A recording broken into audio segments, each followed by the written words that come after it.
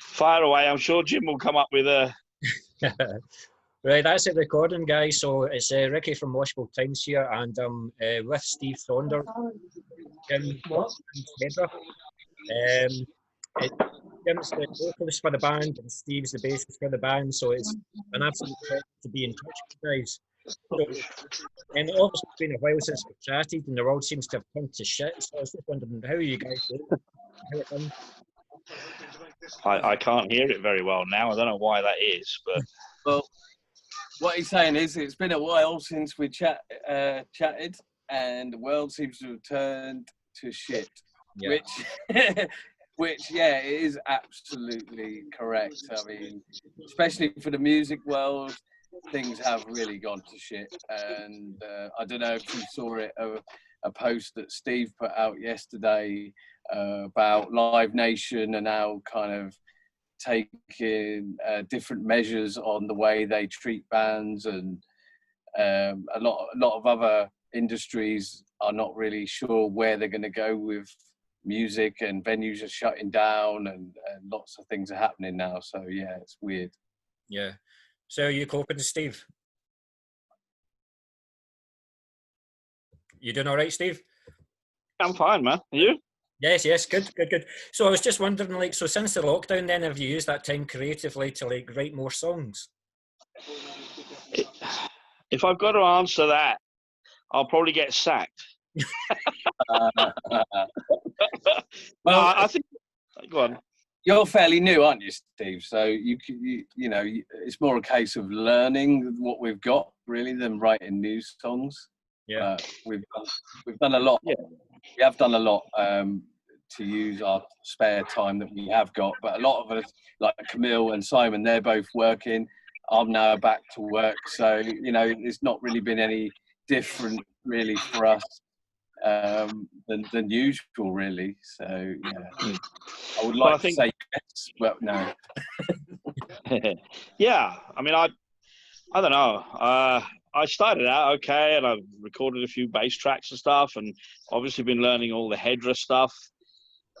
Still got 2 or 3 tracks to learn well, but you know, we've done the video and stuff, which was fun. But yeah, I kind of along the way, I kind of lost the love of picking up the bass for a while, and just got on with other stuff. And it's a little bit, just lose a bit of, you get a bit despondent.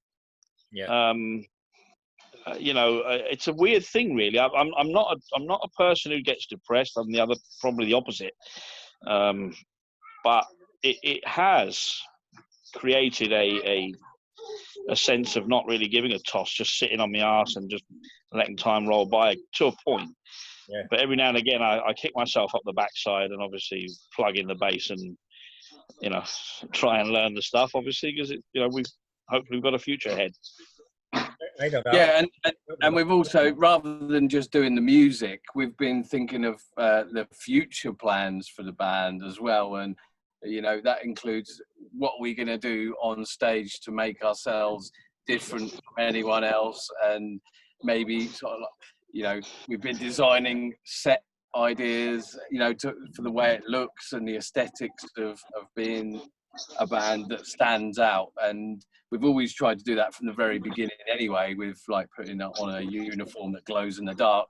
And basically we've used that time to pull each other's ideas together and try and create something of a stage set that no one else has done before. So we're looking forward to bringing that out and showing everyone what we're working on there, as well as just the music and stuff. So yeah, that'll be... Yeah, that's been exciting, actually.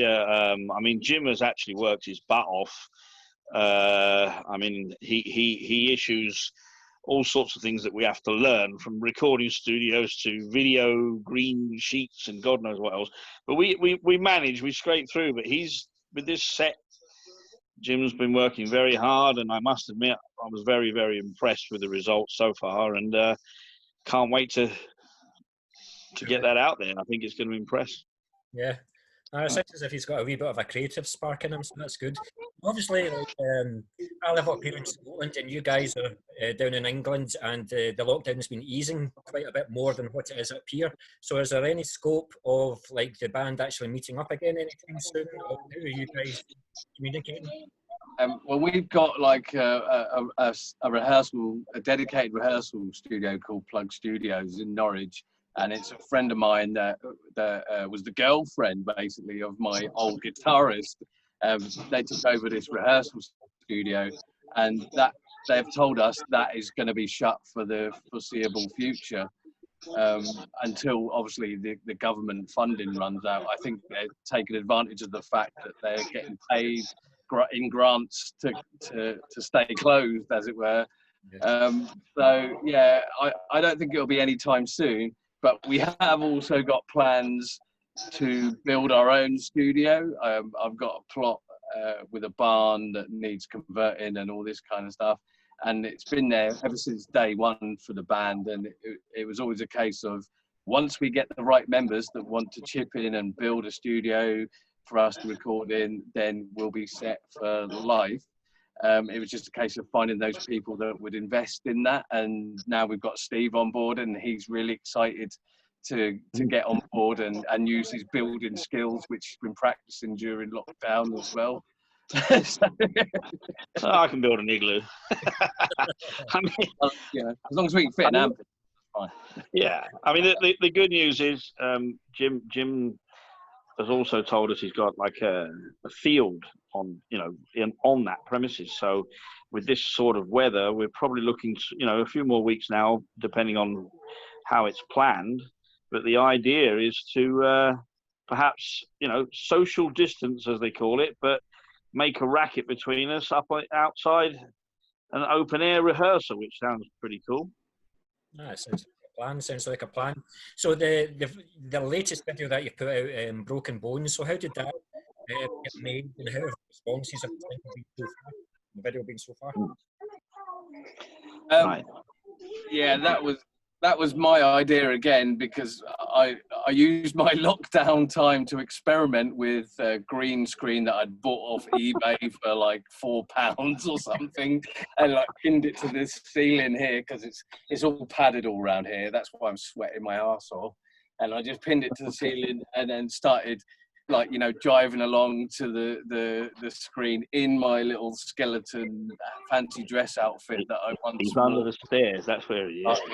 And I thought, this could be really, really interesting to get everybody on board and get a green screen themselves and do their parts and put it all together during the lockdown, but to create something that nobody else has done during the lockdown. Most people have kind of got their instruments and just sat and played it there and then where they are.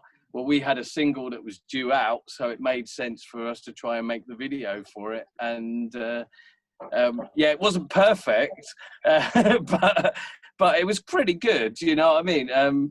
The reason it's black and white is because there was still sort of bits of green screen coming through. So I was like, oh, we can't have that. So we'll just make it look like an old sort of B movie or something like that. And then, nobody will notice the green stuff that's coming through. I think it's a great accomplishment, really, because I mean, we've had a lot of people say they really enjoy the video.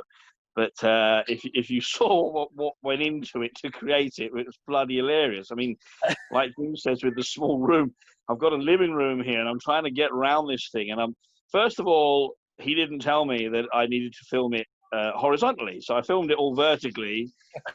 It took me about 4 hours to get the camera in line and whatever. And then when I finally sent the videos over, he went, "No, mate, it needs to be horizontal." Well, thank you very much. So then another 4 or 6 hours of pissing about and going round the camera, looking into it like a twat, and then coming round and deleting, and oh my God. But yeah, you honed your skills. It came out better because the first thing wasn't accepted, and I think that's the trouble with a lot of musicians nowadays, is they do something and then whoever's on the other side is so scared to say no, do it again, that they just accept what's there. And You know, I'm one of those people as well. As if it's wrong, I'm going to fucking tell you it's wrong and do it again. And, no, that's fine. Why we have a lot of people leave the band in the past. But yeah, you understand this. It went well, but there was another horizontal video which I didn't send him. Oh well. A lot of swear words in it. We could do an outtake video later. I think always good. Well, we have another one planned now, don't we? So yeah, well, I've actually got 3 or 4 planned in my head, but you know, one's the Green Day thing. The Green Day thing. Yeah, we've got that one.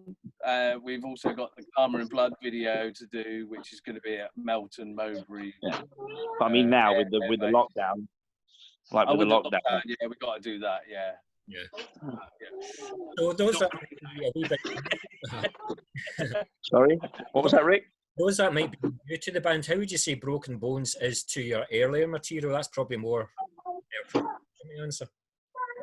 I think that all the songs that we've done now, because there's been 3 releases now, there's been Karma in Blood, Polaris, and Broken Bones. And I think all those songs, they're very different from each other, but they're nothing like what we put out initially, me and Camille, because we, at first, we just wanted to put out the heaviest thing we could do. Yeah. Without really thinking about it. I didn't really know Camille at the time. I just got his demos and sung over the top of them. But over a period of 4 or 5 years, we've actually sat and listened to each other's influences. And he sort of said to me, you know, you've got a really good singing voice, so you should try and do more vocal patterns and things in music. And that is effectively what I've been doing ever since. And yeah, the rest of the songs on the album, they're all being developed, but they'll be in a very similar vein to these 3 songs. And yeah, I love it actually. I think it's a really great challenge to be able to do a melodic thing with the music as well as heavy. Yeah. So yeah, it's very different. I totally agree. I think that, I mean, Jim knows this. When I was going through all the crap with STD and whether to put it back together or whatever was happening there, about a year back or more now, we already spoke, Jim and I, but I was a bit doubtful about joining because it was very, very heavy for me.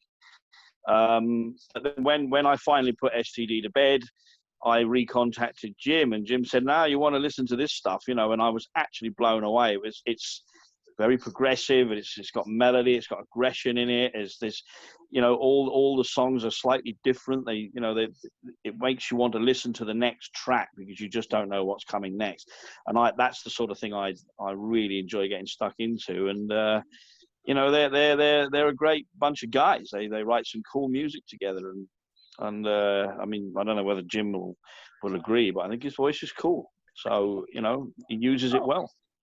Thank you, man. Appreciate that. And, you know, since we've had Steve and Simon in the band as well, things have just really kind of opened up in the rehearsal room. And it's really unfortunate because we were due literally the week that everybody got locked down, we were due to play for the first time together 5 or 6 songs for Metal to the Masses, the Norwich Heat. We were due to play that literally a week before, and it was like, fuck! You know, we were ready. We were really excited. I mean, I've never felt this way about the band. I had such a hard on to get out there on the stage and kick ass. I mean, like, I recorded it on my phone and listened to it. I was just absolutely amazed by what was coming out. And, you know, I don't normally brag about myself, you know, I don't normally think, fucking hell, I'm awesome. But, you know, in that rehearsal room, I just felt like fucking Superman. It was awesome. It really was good. So I can't wait to get back and do it. I really can't wait. And it was such a shame that the lockdown happened and, you know, everybody's minds went fucking ballistic. And we'd just taken on a new drummer at the time, Darren, who basically he couldn't handle the lockdown. And he had family issues going on and decided that he was going to carry on with the band because we wanted to carry on behind the scenes. You know, we did this video thing, and yeah, man. and he was having issues, and he just opted out. So we lost again. We've lost another drummer. It's like fucking Spinal Tap, man. I mean, yeah. Oh, the band really is like Spinal Tap. In fact, it's worse. What happened to the previous drummer? Oh, he spontaneously combusted. I'm very sorry. They all do that, don't they? They do that. Yeah. You actually touched on my next question. Is like I followed Hedra on your social media sites for quite some time now, and unfortunately, a lineup seems to be a main issue. But you've now got Steve Saunders. Like, what does he bring to the band? Well, now they have a massive "See you next Tuesday" in the band now. So now there's two. we can both be massive "See you next Tuesdays" to the others. You know, it's not just me that's the absolute arsehole. It's now Steve as well. And I think, you know, we work so well together. And a lot of people said this at the time when Steve joined, you're like the perfect match. And I don't know quite what they meant by that. Maybe they meant you're both absolute cunts, you'll do well together. I don't know. But actually, we do well because, you know, we've both got history in bands that did well, and we both refused to accept the changes of the music industry, and we both fight the music industry. And I think anyone should, because, I mean, look at what is happening to the music industry, you know? If people don't fight it, they're fucked. You know, and that's why a lot of bands only last for a year or so, and then they go, "Oh, this is really what it's like. Oh, I'm going." You know, we're not like that. We're old bastards. We know. Yeah, we know. We've been in the industry on so many levels and working, you know, at a professional level, at amateur level, doing anything from booking to promoting and everything else. I mean, you know, both Jim and I, we're very opinionated. Most of the time it helps, sometimes it doesn't, and well, you know, every now and again you make the odd enemy or two. I mean, shit happens, don't mean to, and I think that you know, obviously I kind of hope that as we move forward with Hedra, some of those old legions will correct themselves, and hopefully they'll see us for who we are. We're, you know, I mean, yeah, we're cunts, but we're good cunts. We're not that bad, and you know, we do see eye to eye a lot because our you know, we're on the same page. That's how far away, Steve, are you from Jim, for example? I'm probably about 2 hours away or so, 2 hours 10, just trootling along. I mean, if I, you know, with the other car, if I put my foot down, it'd probably be about an hour and 3/4. But I just toot along with mine and couple of hours. I listen to music. That's the cool thing. I get to listen to albums and stuff that I haven't really had the chance to properly. So I just sit quiet in my car with the music on and just hear all the albums that I haven't heard, and get a bit of inspiration here and there, you know. But it's nice, to be honest, Rick, getting out of, you know, where I am and with all the people that are involved. I feel better for it. You know, I actually get excited to go up there and see the lads, and it's good. Nice. 5 minutes later, I want to come home. Days around my house as well, but I never cook him breakfast. No, I'm a bit pissed with that. But nowadays, I get locked out into the bunker until he's ready, you know. And we normally last about 5 minutes, then I want to come home. But other than that... Nah, it's good. That's good camaraderie and stuff like that. So, what's next for Hedra then? Am I right in saying that you've got an album in the works? Is it called Elements? Am I right in saying that? Yeah, I mean, that was supposed to be out last year, to be fair. But again, drummer issues, and, you know, every time somebody comes in the band, they start recording or whatever, and then, like, if they leave, we wipe it because we want the musicians that are in the band to be on the music. And Steve came into the band just after we released these 3 singles, but moving forward, he's going to be recording all the bass and everything for the whole album. So those 3 singles are going to be like demos, I suppose, like first release demos. They'll only be online for a year. So if you need to have that as part of a collective thing, a collection thing, then get it on Bandcamp now, because it's going to disappear when we record the album as we intend to do it in a studio. Then it will have all the solid musicians doing it, and these will disappear. So that's the great thing about music these days, is you can re-record it and make it disappear. But you can now have these rarities that you manage to get online, and it's all in our control to do it that way. The album was meant to be out ages ago, but musicians stopped it from happening. And to be fair, I'm in no rush to get this album out. I just want it to be out and right, and that everybody is going to be fucking impressed with what we're doing, And I think so far the demos have shown people that we aim to impress, we aim to be different, and we aim to be top of the game. And we will be. I think we will be. And I know that's delusional to say that, but I'm pretty sure we will be. Well, I mean, I would tell any musician to be self-confident but not arrogant. Yeah. Keep the ego under control, but you must have that self-confidence to drive you. But I agree. I think it's excellent material. But the way I kind of see it is write the album, get it tight, get it out there, test the waters a little bit, and and then eventually, when we're happy with everything, we'll go in and record it. And there is no rush. And also, obviously, trying to find industry outlets for it and stuff as well. Eventually, yeah. Which will help move the band forward. Yeah. And allow us to be able to dedicate our time to do the music, instead of worrying so much about the industry side of it, which all of us bands have to do for a while. Yeah. Yeah, I mean, for me, I'm not even thinking of that level yet. I'm just thinking I need to put out the best thing that I can possibly do, and that's it. Whereas Steve's like, oh yeah, we need some backing and we need people to support what we're doing. I'm like, yeah, well, if we can't do it ourselves, then, there's no point in fucking asking anyone else, Yeah, so we discuss it, we then totally disagree, and we do what the fuck we like anyways. No, we don't. No, we do have end goals. Of course we do, yeah, of course we do. We you have to work to a plan. Yeah. And it is a thing that I've tried to tell musicians over the years. You have to have a plan. I think we've lost Steve. Yeah, you do have to have a plan in place, and it has to be like in advance as well. Like nothing works now on a spur of the moment thing. You have to plan ahead, maybe a year, maybe 2 years ahead of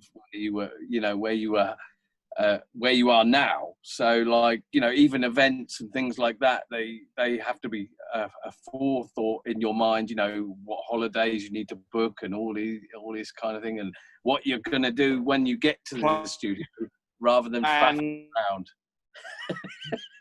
He's trying to come on now. I think he came back in there. Steve, are you there? No, I think no. Is it? Yeah. Oh, hello, guys. Oh, you're there. Your videos. It's just frozen. It's just frozen. Hello, guys. Yeah, we can hear your voice. I can. Oh, there we go. You about, Rick? Yes, I can hear you, yeah. I would like to say that Rick did a great job with the interviewing so far. Thank you. Nothing to worry about. I think you're going to be fine, mate. And I hope you've enjoyed it too. Thank you. Okay, I'm going to have to log off because I don't know what's going on. No worries. You've got saying, is it? It was good to see you. Good to see you. Yeah, I mean,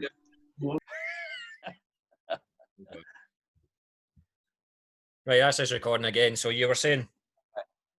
Yeah, so it's like a case of like you really have to plan in advance what you're doing, and we'd even done that with the album at the time. We knew that it was going to come out, or we hoped that it was going to come out in 2019, and then it all went to shit.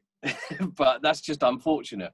But yeah, you really have to kind of plan everything in advance, and when band members drop out, it then sets you back almost a year as well, so that makes it then a really difficult thing, yeah, for any band to manage.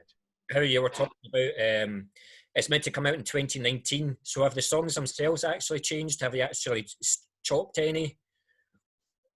They have, because we take every individual's opinions on them, and we take them to the rehearsal room and play them out, and whoever the drummer is, whoever the guitarist is, if they've got something to add, we then throw that in. So right now, the songs that we have got finished, which we have got all of them finished, they're now stripping them right back and adding their own parts in, and saying, take this verse bit and shorten it, take this chorus and extend it, or whatever. I don't like the drums on this, and we completely change those. And we have got a new drummer, but we can't announce him yet, because we just haven't gone through all the stuff that we want to do with him, which is effectively create contracts now, because we got to the stage where it's like, I don't fucking trust anyone. So like, we're going to write contracts out, and he agrees to everything that we've written out. But, that's not to say that we're saying we want it done this way. The contract is everybody in the band reads it and then adds their own pieces about like what they want me to do. Like, if I haven't done the vocals within 4 weeks, then, someone's going to find me £20 band contribution or something like that. Whatever they decide to put in that contract, they own it too. So hopefully through writing a contract for the band, no one's gonna leave now. But if they do, it's because they're a fucking asshole. Not because of us. It's never been because of us. It actually hasn't been anything to do with us why people leave. It's just, I think a lot of musicians, or players, I should probably say, not musicians, because musicians understand the business side, they don't understand what goes on in music, and they just want the glory of having the most expensive guitar and showing off on Facebook that they're in a band, but they don't actually realise that actually it costs you a fuckload of money every month, And it's cost me a lot of money over the years, and it's because of the passion that Hello, guys. Anybody around? Oh, Steve's back. Hello, Steve. What are you doing now? Dosey, dosey, dosey, can't you see? You're not the one who's hypnotising me. See, it is Spinal Tap, isn't it? Thankfully, I've just muted them. Oh, man. I can see why you brought them. So, yeah, we have difficulties in the band, and it is very sad for me. Every time somebody leaves, I feel disheartened, because I bring them on through trust. And, we always, before we take anyone on in the band, we go out for a pint, we buy them a meal or whatever, and we sit down and talk to them and say how it is. We say, look, it costs you money, you have to contribute. We don't make any money, so, don't be disillusioned by the fact that you're in a band that's quite well known. If they leave, he's done it again. Some man. Steve's not very good with technology. No, I can tell. He told me that from the beginning. He said, "Oh, how does this work?" I explained to him. He goes, "No, I don't fucking get it. I'll just do what you tell me to do," and that's how Steve is. But yeah, bless him. He's quite old. He's quite long in the tooth compared to me. We've only got a few minutes left, so elements that you're talking about, where have you got planned to record it? Yeah, again, that's a difficult one, because Steve's got an idea about where we can record it. I personally have always had a passion for Russ Russell. I think he's based out in Milton Keynes. He does a lot of bands. Well established. Yeah, a lot of thrash bands and like metal bands and stuff. And he's got a good knowledge of metal. I've always wanted to go to Russ Russell, but he's bloody expensive. He's about £1,000 a day.